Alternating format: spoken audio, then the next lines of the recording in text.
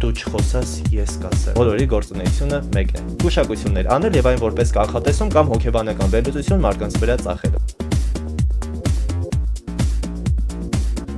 Ողջույն իմ սիրելի YouTube-յան դիտորդներ, ես Արթուրն եմ, զբաղվում եմ տարո խորհրդատվություններով եւ վարում եմ էզոտերիկայի մասին իմ բլոգ։ Եթե հետաքրքրված ես տարոյով, աստրոլոգիայով կամ նումերոլոգիայով, ապա հետևիր ինձ նաեւ Instagram-ում։ Սա իմ այս տարվա առաջին հաղորդումն է եւ խոսելու եմ տարո քարտերով գուշակությունների, կանխատեսումների ու վերլուծությունների մասին։ Կփորձենք հասկանալ, արդյոք դրանք նույն բանն են թե ոչ։ 4 տարի է ինչ հայկական սոցմեդիայում ամեն օր բացվում են նոր էջեր նվիրված տարոյին, էզոտերիկային եւ բոլորը ներկայանում են ամենատարբեր անուններով՝ տարոլոգներ, աստրոլոգներ, տարո հոգեբաններ, գուշակներ, սնխչիներ, բայց երբ որ խոսում ես դրանց հետ, բոլորի գործունեությունը մեկն է։ Գուշակություններ անել եւ այն որպես կանխատեսում կամ հոգեբանական վերլուծություն մարդկանց վրա ծախել։ Իհարկե վերջին շրջանում բոլորը պնդում են, որ նրանք չեն անում գուշակություններ, այլ անում են կանխատեսումներ եւ վերլուծություններ, փորձելով այդպես երևալ ավելի ժամանակակից, ավելի գրագետ եւ վերջապես դուրս գալ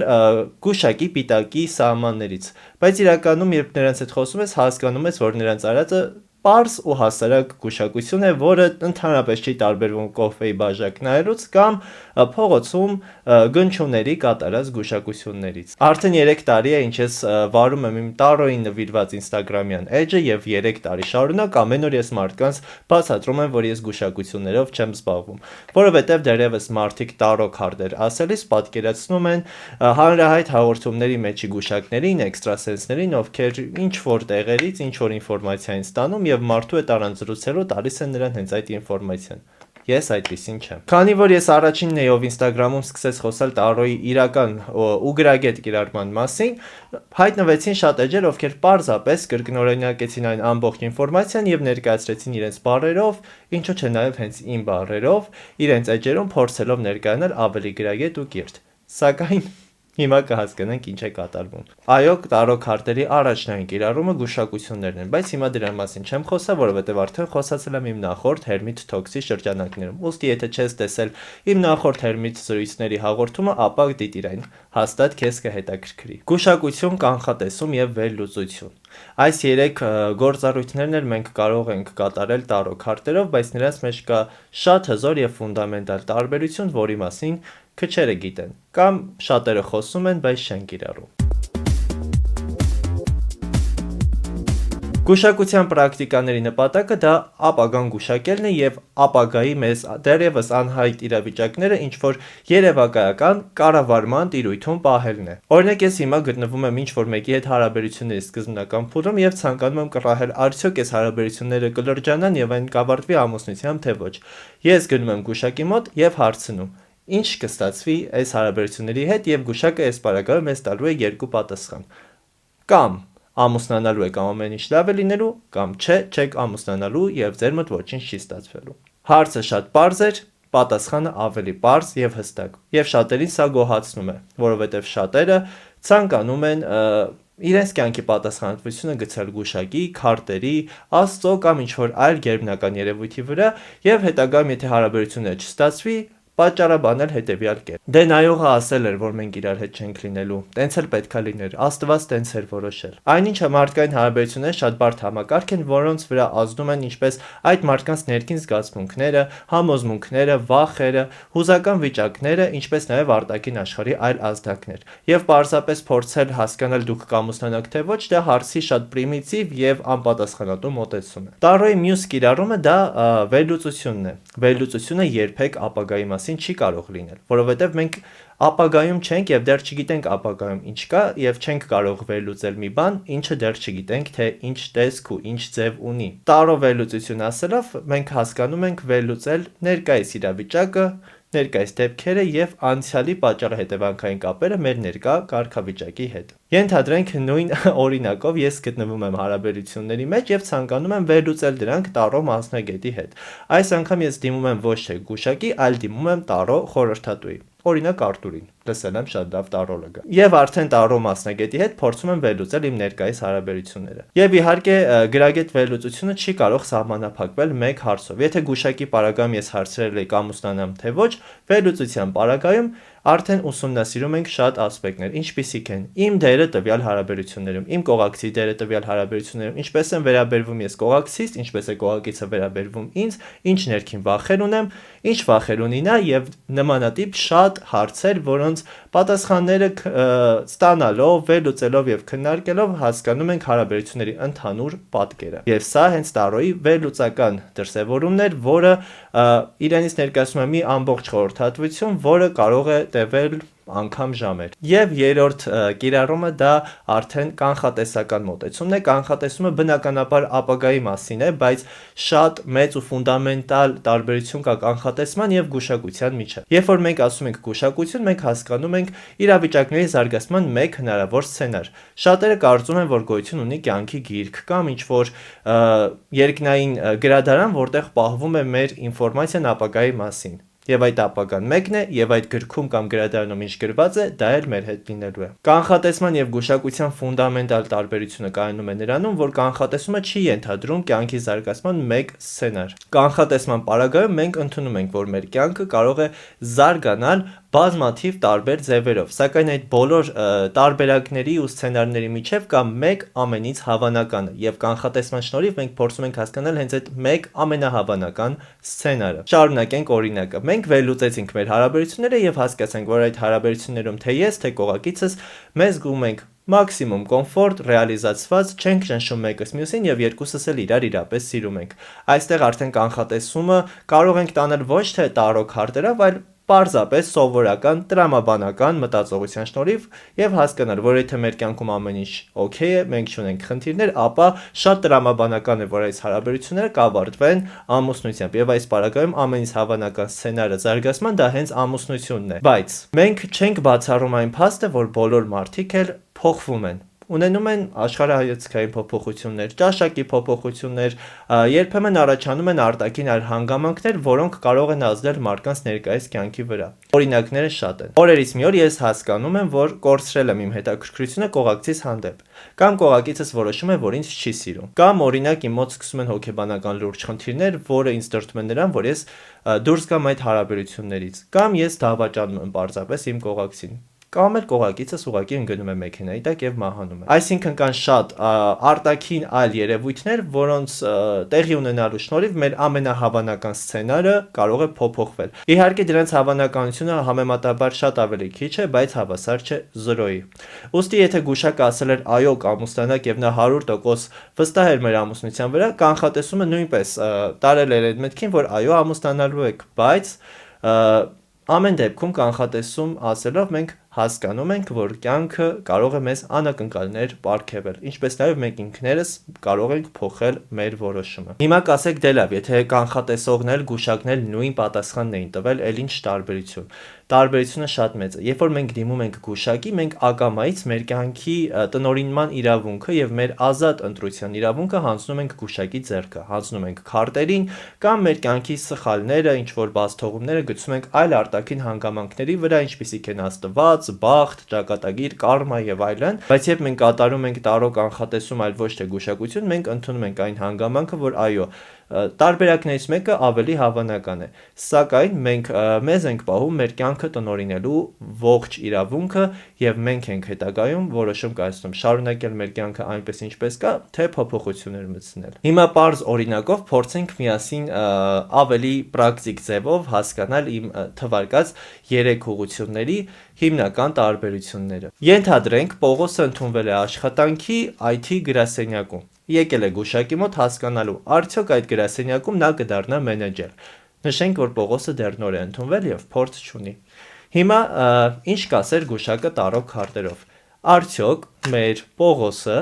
կդառնա մենեջեր IT գրասենյակում։ Այստեղ ունենք 5 դրամը։ Գուշակը միանշանակ կասի, որ ոչ Պողոս ջան, դու այստեղ մենեջեր չես դառնալու։ Թե ինչի չես դառնալու կամ ինչպես կարող ես անել, որ դառնալ արդեն էական չէ, որովհետև գուշակը ասել է,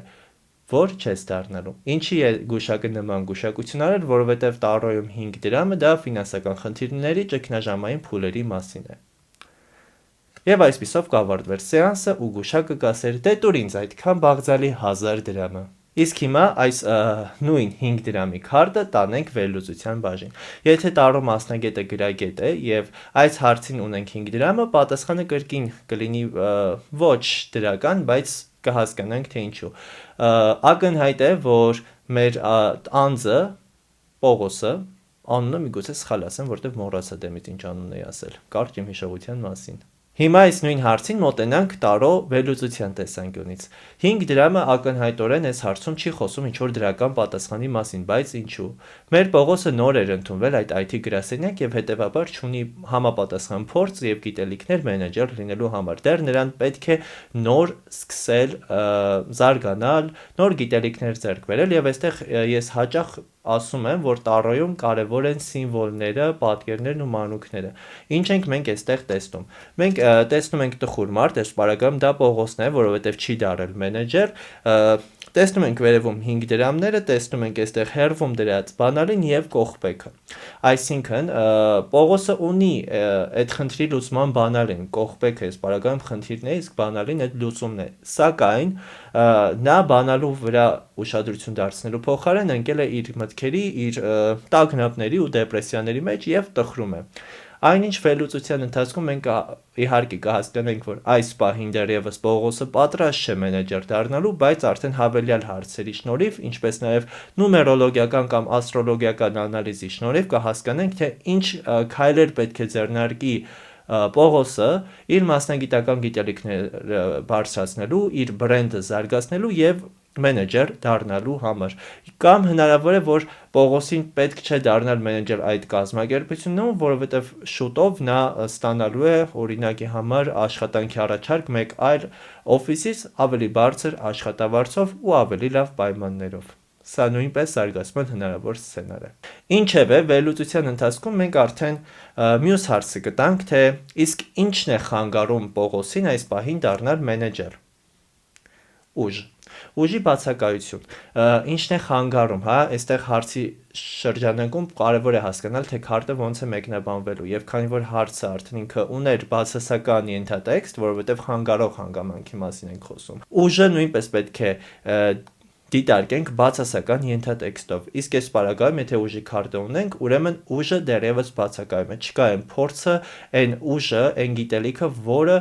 Պողոսին կդարձնի մենեջեր։ Եվ ինչը կօգնի Պողոսին դառնալ մենեջեր։ Ահեղ դատաստան։ Այսինքն այստեղ խոսքը արդարության, տաժանակիր աշխատանքի, ինքդ քո մեջ ներդրվելու եւ քո ներդրվածի չափ արդար գնահատական ստանալու մասին է։ Ինչպես սկզբում ասացինք, Պողոսը դեռևս չունի այնքան մասնագիտական գիտելիք, որ դառնա մենեջեր։ Ոստի այստեղ ահեղ դատաստանը մեզ հուշում է նրա մասին, որ այս մարդը դեռևս շատ ունի սովորելու, զարգանալու եւ դեռևս շատ շուտ է նրան մենեջեր դառնալու համար ու եթե անգամ նա դառնա մենեջեր, նա ամբողջ գործը կտապալի, որովհետև ահեղ դատաստանի շրջանակներում մարդիկ ստանում են այնքան, ինչքան որ արժանի են։ Ոստի մեր Պողոսը դեռևս շատ աշխատանք ունի կատարելու մենեջեր դառնալու ճանապարհին։ Իհարկե, իրական վերլուծությունները այսքան պարզ, հասարակ ու չորուցամոք չեն անցկացվում են ավելի մանրամասն, ավելի խորը քննարկումների շնորհիվ, եւ վերլուծությունը ավարտելուց հետո սկսվում է տարոյի կանխատեսական փուլը, որը իդեպ իմ խորհրդատվությունների փոքրիկ հատվածն է կազմում, այսինքն մենք կարող ենք ունենալ 2 ժամ խորհրդատվություն, որի վերջին 5 րոպեն ընդամենը տրամադրենք ապագային մի պարզ պատճառով։ Եթե մենք չենք պարզել մեր ներկան, չենք վերլուծել մեր ներկան, չենք հասկացել մեր անցյալի սխալները, ապա ինչ ապագայի մասին է խոսքը։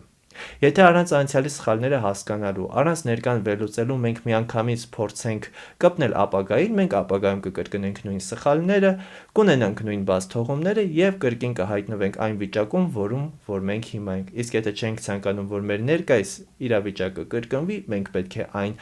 մանրագույնս ուսումնասիրենք, վերլուծենք, հասկանանք, քաղենք մեր դասերը եւ հնարավորինս ճիշտ կերպով շարունակենք մեր կյանքի հետագա ընթացքը։ Եվ վերջում արդեն սկսում է բոլորի ամենասիրելի փուլը, դա կանխատեսումն է։ Իհարկե կանխատեսման ժամանակ շատ կարևոր է հստակ ժամկետների նշելը, ես չեմ սիրում, որ օդում ուղղակի ասում են հա։ Ենթադրենք ես հիմա հարցնեմ Պողոսը մենեջեր կդառնա թե չէ ու քարտ քաշեմ։ Կարող է դառնա, բայց 10 տարուց։ Արդյոք 10 տարի հետո իրեն պետք է այդ մենեջերի պաշտոնը թե ոչ։ Եվ արդեն կանխատեսման ժամանակ պետք է հստակ ժամանակա շրջան նշել։ Օրինակ, 2026 թվականի ընթացքում մեր Պողոսը կդառնա մենեջեր այդ գրասենյակում եւ ունենք չափավորության արկանը։ Չափավորությունը այստեղ խոսում է դեռ համբերատար, հանգիստ աշխատանքի մասին եւ ամեն դեպքում ավելի լավ կլինի, որ 2026 թվականին մեր Պողոսը տրամադրվի ինքն իր զարգացման, իր կրթության, իր համբերատար աշխատանքի վրա, այլ ոչ թե երկնքում զվրնելու, ինչ-որ մտքերի մեջ ապրելու և մենեջեր դառնալու մոլուսկով տապակվելու։ Ուստի 2026-ը լավ կլինի Պողոսը նվիրի ինքնազարգացմանը, ինքն իր աճին և նոր գիտելիքների ձեռք բերմանը։ Ուստի եթե ցանկանում եք ունենալ գրագետ տարող խորհրդատվություն, դիմեք այն մասնագետին, ով ձեզ կօգնի վերլուծել ու հասկանալ ձեր ներկան, հասկանալ ձեր իրավիճակը եւ կօգնի ձեզ կառուցելու ձեր քայլերի հետագա ընթացքը, ձեր ապագան կերտելու եւ ավելի լավ կյանք ունենալու համար։ Հիմա շատերն են հայտարարում, որ զբաղվում են տարող կանխատեսումներով, վերլուծություններով զուտ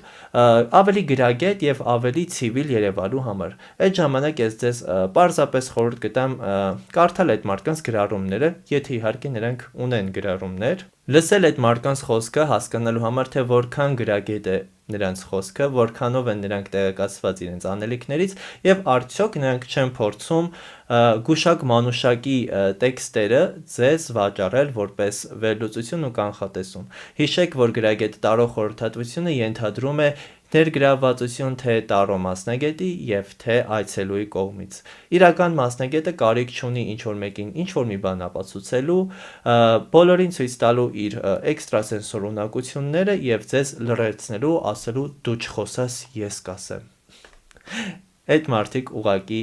մնացել են որոշ հայտնի հաղորդումների ազդեցության տակ եւ փորձում են այդ հաղորդումների պատկերը բերել իրական կյանք։ Եվ իհարկե մարդու էջը հաղորդումները ուսումնասիրելուց հետո լսեք ձեր սրտի ձայնին, հասկացեք, արդյոք այդ մասնագետը կամ այդ գուշակը կամ տարոլոգը կամ սնխչին կամ յախու գցողը ձեզ պետք է թե ոչ, որովհետև մենք մասնագետին առաջին հերթին պետք է ընտրենք սրտով, որպեսզի այդ մասնագետի հետ համապատասխանենք մեր էներգետիկայով, մեր վայբով եւ ինչ-որ միտեղ նաեւ աշխարհայացքով, որպեսզի նրա հետ համատեղ աշխատանքը լինի արդյունավետ։ Լավ եղեք սիրելիներս, եթե հետաքրքրված եք էզոտերիկայով, ապա անպայման follow տվեք իմ Instagram-յան էջին, բաժանորդագրվեք YouTube-յան ալիքին եւ սեղմեք ներքևի զանգակի վրա, որ բաց չթողեք իմ հետագա հաղորդումները։ Մեկնաբանություններում կիսվեք ձեր կարծիքներով, ես դրանք շատ գնահատում եմ եւ շատ կարեւոր են ինձ համար։ Ինչպես նաեւ գրեք ձեր առաջարկները ու հարցերը, որոնք կցանկանաք քննարկենք իմ հաջորդ հերմից զրույցների շրջանակներում։ Լավ մնացեք։